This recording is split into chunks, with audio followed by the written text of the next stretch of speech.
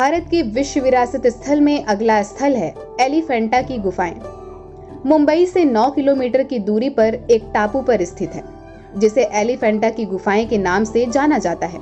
इस द्वीप का प्राचीन नाम धारापुरी था। इस टापू का व्यास लगभग 4.5 मील है। समय के साथ साथ एलिफेंटा का इतिहास भी अब समय के गहरे अंधकार में कहीं खो सा गया है।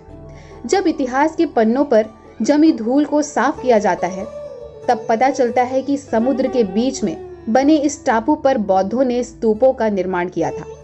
चालुक्य नरेश पुलकेशिन द्वितीय ने एक नौसैनिक युद्ध में मौर्यों को एलिफेंटा के पास ही हराया था। बाद में महाराष्ट्र कई हिंदू राजाओं के अधीन रहा। इसके बाद यह गुजरात के सुल्तानों के हाथों में से होता हुआ 16वीं शताब्दी में पुर्तगालियों के अधिकार में आ गया। 16वीं शताब्दी में मुंबई के तट पर पुर्तगालियों का कब्जा हो जाने से एलिफेंटा उनके अधिकार क्षेत्र में आ गया।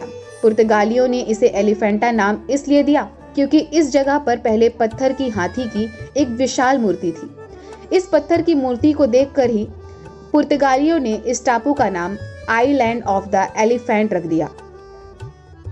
वहीं कुछ दूर पर घोड़े की भी पत्थर की मूर्ति थी, लेकिन आज उस मूर्ति का कोई पता नहीं है। कालांतर में हाथी की वह विशालकाय मूर्ति गिर गई। अंग्रेजों ने उसे ब्रिटिश संग्रहालय में रखने के लिए ले जाने की योजना बनाई, पर मूर्ति को उठाकर पानी के जहाज पर रखने वाली क्रेन की लोहे की जंजीर टूट गई और उन सब की वजह से यह योजना अधूरी ही रह गई। बाद में इस मूर्ति को मुंबई के प्रिंस ऑफ वेल्स संग्रहालय में रखा गया। पुर्तगालियों ने इस टापू पर अपना एक किला भी बनवाया था, जिससे दुश्मनों पर नजर रखने के लिए ऊंची मीनार भी थी। पुर्तगालियों ने यहाँ की गुफाओं का उपयोग शत्रुओं पर आक्रमण करने के लिए किया होगा अथवा जानबूझकर यहाँ की मूर्तियों को तोड़ा होगा। यह भी निश्चित रूप से कहा नहीं जा सकता है। वैसे इतना तो तय है कि पुर्तगालियों ने यहाँ के कला वैभव को नष्ट होने से बचाने के बजाय नष्ट हो जाने में मदद की। यहाँ 2 पहाड़ियां हैं, जिनके बीच में एक संकीर्ण घाटी है। इन पहाड़ियों में 5वीं-6वीं शताब्दी की 5 गुफाएं हैं, जहां पत्थरों की शिलाओं को काटकर मंदिर बनाए गए हैं। एलिफेंटा शिव की त्रिमूर्ति के लिए विश्व प्रसिद्ध है।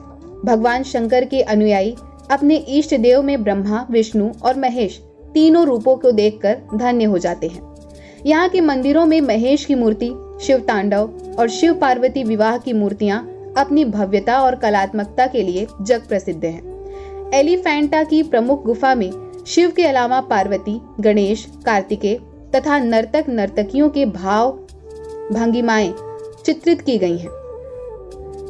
प्रमुख गुफा में शिव की स्तुति में उनके विभिन्न रूपों की कुल 9 मूर्तियां उपस्थित हैं, जिन्हें पैनल कहा जाता है।